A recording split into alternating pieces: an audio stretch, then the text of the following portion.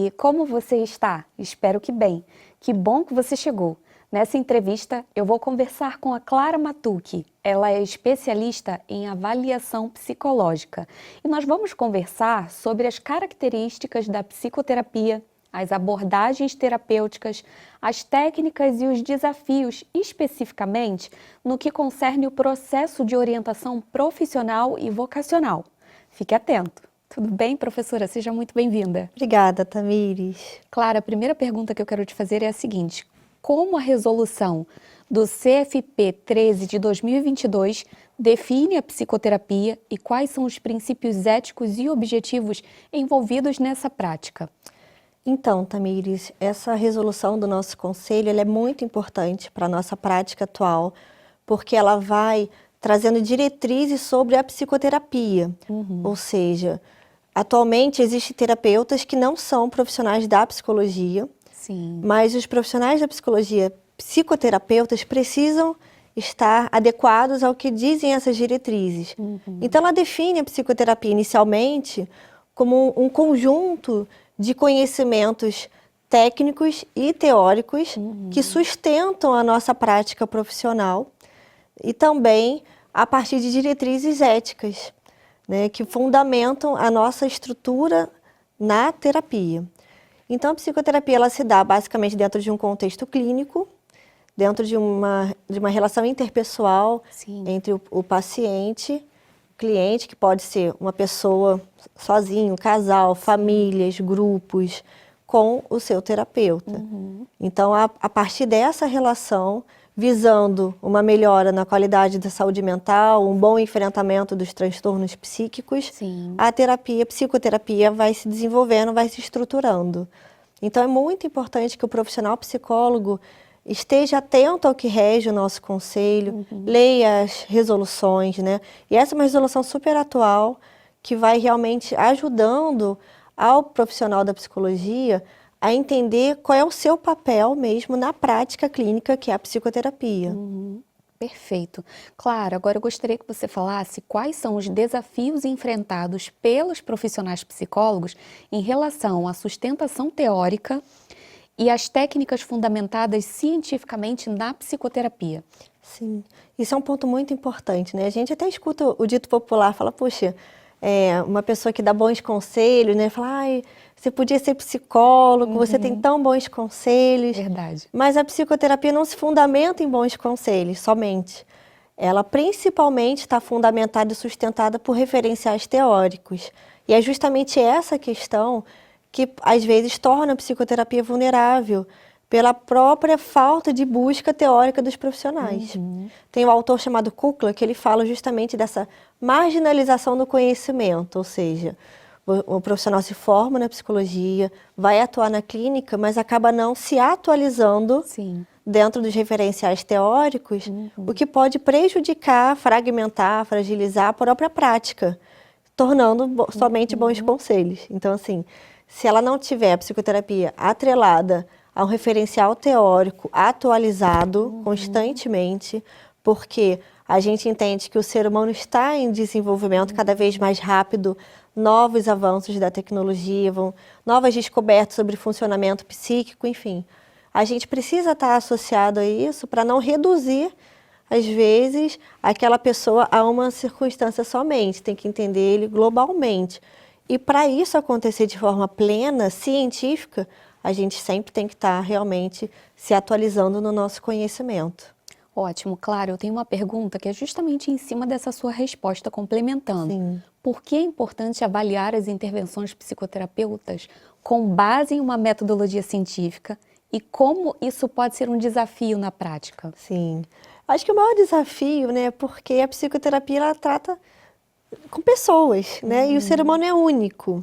Ou seja, padronizar um comportamento, um sentimento, é um desafio realmente. É algo que sempre foi alvo de estudos, né? Por exemplo, quais são os padrões comportamentais da depressão, da ansiedade, que vão de fato ajudando. Ao mesmo tempo, cada cultura se expressa de uma maneira diferente. Então, é necessário que sempre tenham estudos de validação.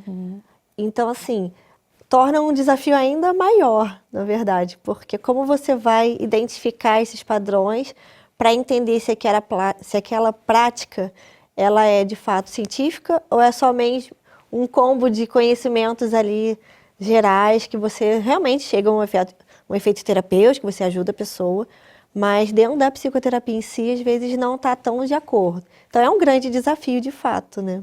Imagino. Agora, Clara, falando das tecnologias, como as tecnologias de informação e comunicação estão sendo utilizadas na psicoterapia e quais são os possíveis impactos na efetividade dos procedimentos terapêuticos? Sim, é muito interessante, né, Tamires, com a pandemia da Covid-19, o atendimento online foi a única fonte de alcance às pessoas, né? Antigamente, antes da pandemia, já existia o atendimento online, mas existia uma série de critérios para você efetivamente ser um terapeuta online.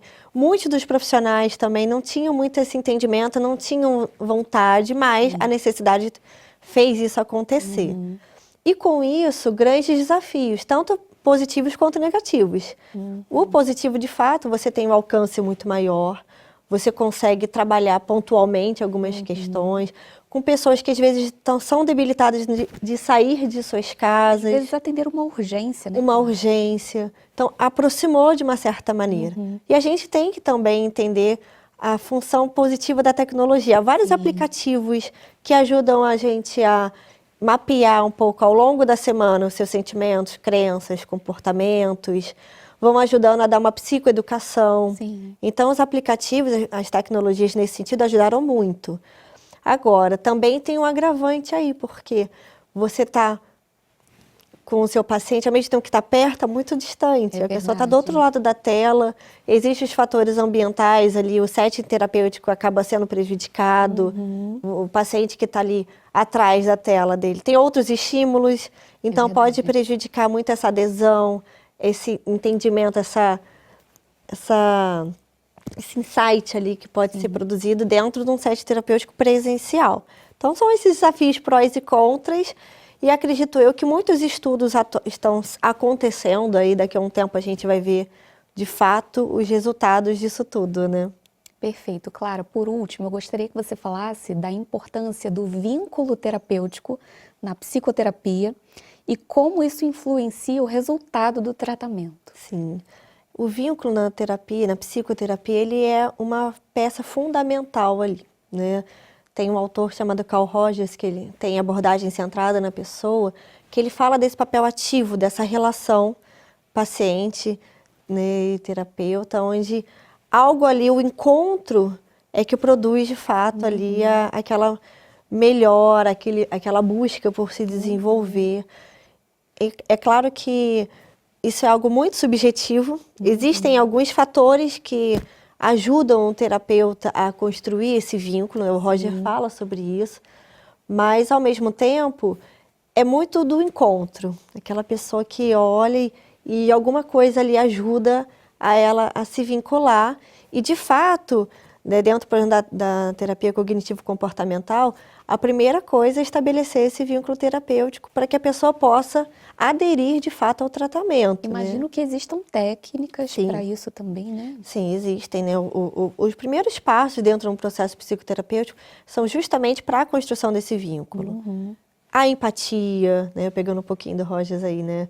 A atenção incondicional, né? Essa congruência, você está ali entregue para o outro, realmente preocupado, inteiro, entendendo o outro, deixando ele falar o que ele quiser, se perceber ali, né, como alguém que está sendo ouvido e, de fato, alguém que está interessado em ajudar.